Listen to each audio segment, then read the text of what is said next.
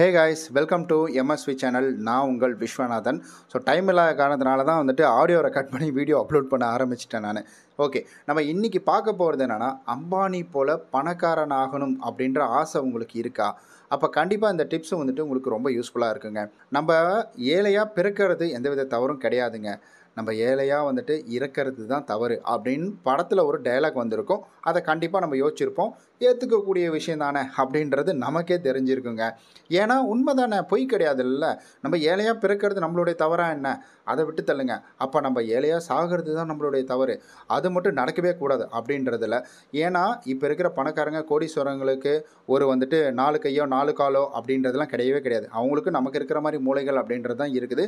அதை தான் அவங்க பயன்படுத்துகிறாங்க. உடல் வாக்கு அப்படின்றதும் பார்த்திங்கன்னா நமக்கு இருக்கிற மாதிரி தான் இருக்குது. கை கால் 1 2 இந்த மாதிரி தான் வந்துட்டு இருந்துகிட்டு இருக்குது. அதே போல் தான் நமக்கும் இருக்குது. அப்போ சரியான விதத்தில் சரியான திட்டங்களில் நம்ம தீட்டினோம்னா நிச்சயம் நம்மளாலே வந்துட்டு பணக்காரன் ஆக முடியுங்க. அதுவும் அம்பானி போல் பணக்காரனாக வந்துட்டு ரொம்ப முடியும். ஏன்னா அவரும் வந்துட்டு ரொம்ப வந்துட்டு கஷ்டத்துலேருந்து ஆரம்பித்தவர். எப்படின்னா அவர் பரம்பரை பணக்காரங்க அப்படின்றதுலாம் கிடையாது. அவங்க இப்போ ஆரம்பித்து அந்த ஒரு பிஸ்னஸை ஒன்று ஒன்றா கொண்டு போய் அதை ஒரு இடத்துல பில்டு பண்ணி வந்துட்டு உட்கார வச்சுருக்கிறாங்க. அந்த பில்டு பண்ணி உட்கார வச்சதுனால மட்டும்தான் இன்றைக்கி அவங்க பல கோடியில் திருமணம் அப்படின்றது பண்ணுறாங்க. 1000 கோடியில் திருமணம் பண்ணுறது, இல்லை 900 கோடியில் வந்துட்டு திருமணம் பண்ணுறது, லட்சம் கோடியில் வந்துட்டு 10,000 கோடி 5000 கோடியில் வந்துட்டு வீடு கட்டுறது, இருக்கிறதுலே வந்துட்டு பெரிய வந்துட்டு வீடு இந்தியாவில் அப்படின்னா அது அவங்களது தான்.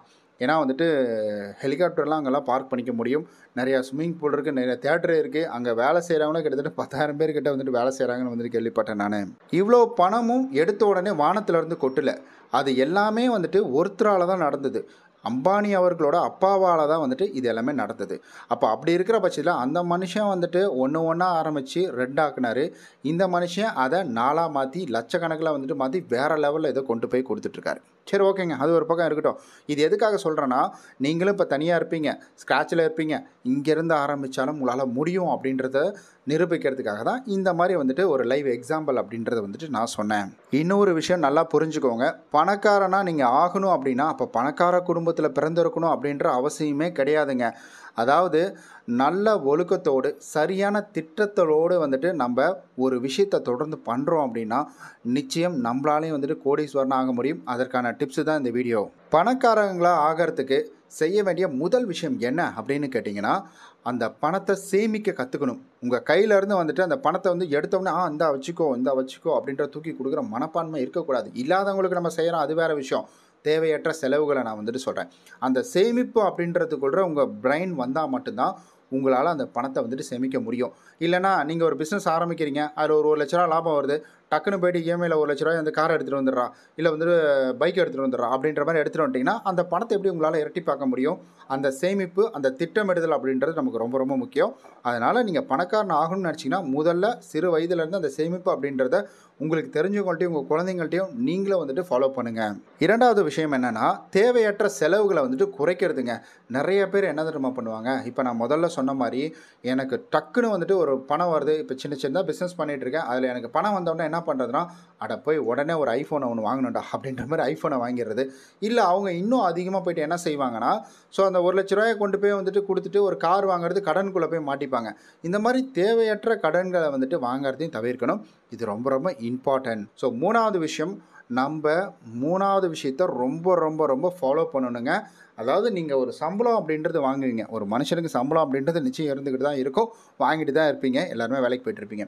அந்த சம்பளத்தில் 15% மினிமம் 15% சேமிப்பு அப்படின்றது உங்களுக்கு நிச்சயம் இருக்கணும்.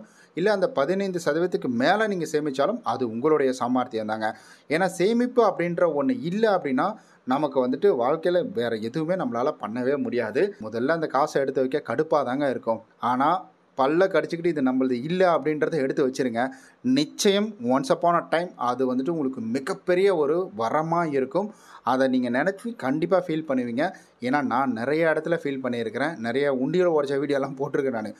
வெளியில் உண்டியல் உடைச்சது இல்லைங்க, நான் சேமித்து வச்ச உண்டியல் உடைச்ச வீடியோலாம் போட்டிருக்கேன். அப்போ இதில் காசு போடக்குள்ள யோசிப்பேன், என்னடா இந்த 500 போட்டு என்னடா ஆக போகுது அப்படின்னு சொல்லிட்டு. அதுக்கப்புறமேட்டுக்கு அதை உடச்சி எடுக்கக்குள்ள அதில் ஒரு 10,000 மீறும் பாருங்கள்.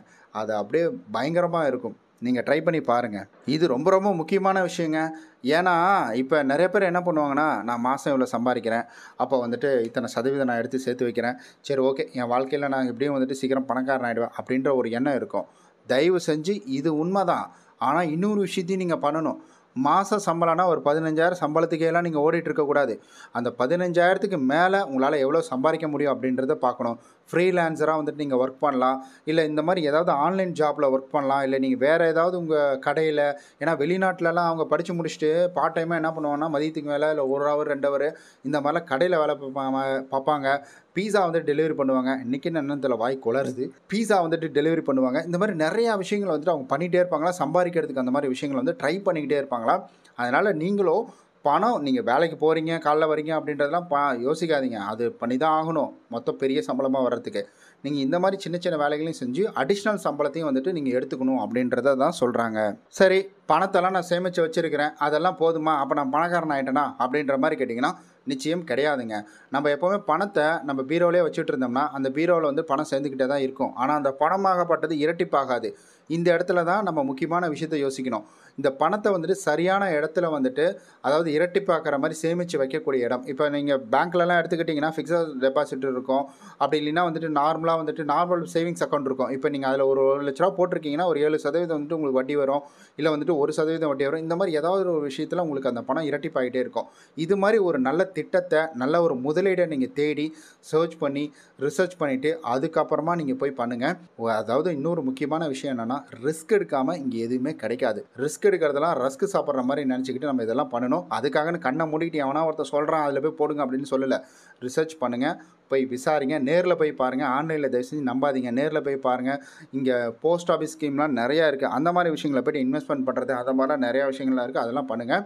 அதற்கு அடுத்தது வந்துட்டு நம்ம இன்னொரு முக்கியமான விஷயம், ஒரு மனுஷன் கடனாளி ஆகிறது எந்த இடம் அப்படின்னு வந்துட்டு நீங்கள் நினைப்பீங்க.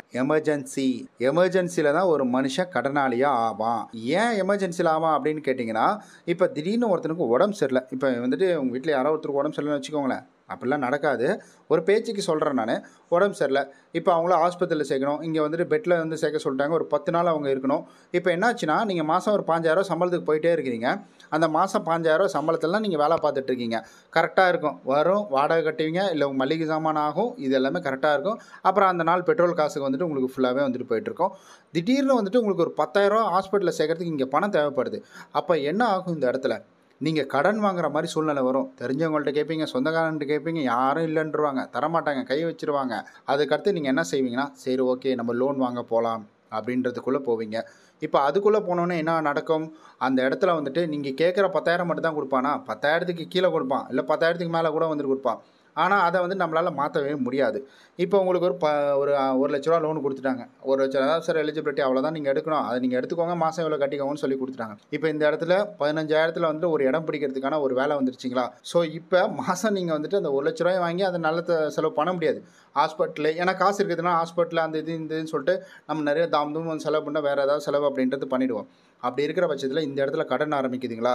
ஸோ இது வந்துட்டு உடம்பு சரியில்லாமல் போகிறது நம்ம எதுவுமே பண்ண முடியாது. ஏதாவது வந்துட்டு விபத்தாகிறதையும் வந்து நம்மளால் எதுவுமே வந்துட்டு பண்ண முடியாது. ஆனால் நீங்கள் போடக்கூடிய இன்சூரன்ஸ், ஏதாவது உங்களுக்கு வந்துட்டு ஹெல்த் இன்சூரன்ஸ் போடுறது, ஹாஸ்பிட்டல் இன்சூரன்ஸ் போடுறது, இந்த மாதிரி விஷயங்கள் நீங்கள் போடுறீங்க அப்படின்னா நிச்சயம் இது போன்ற உடம்பு சரியில்லாத நேரத்தில் அந்த இன்சூரன்ஸ் அப்படின்றது கை கொடுக்கும். 10,000 இருக்குன்னா நீங்கள் வந்துட்டு இப்போ 10,000 கட்டணுன்ற அவசியமே கிடையாது. இன்சூரன்ஸ் கார்டு இருக்குன்னா அதை வச்சு நீங்கள் கிளைம் பண்ணிட்டு போயிடலாம். அதில் நீங்கள் எடுத்துட்டிங்கன்னா இப்போ நீங்கள் ஏன் கடன் வாங்க போகிறீங்க? ஆல்ரெடி சேமித்து வச்சது இருக்குது. இல்லை வந்துட்டு சேமித்து எங்கேயும் கடன் வாங்க வந்துட்டு தேவையும் கிடையாது. இந்த மாதிரி சொல்ல நீங்கள் ஏன் வந்துட்டு வாங்க போகிறீங்க? வாங்க மாட்டீங்க.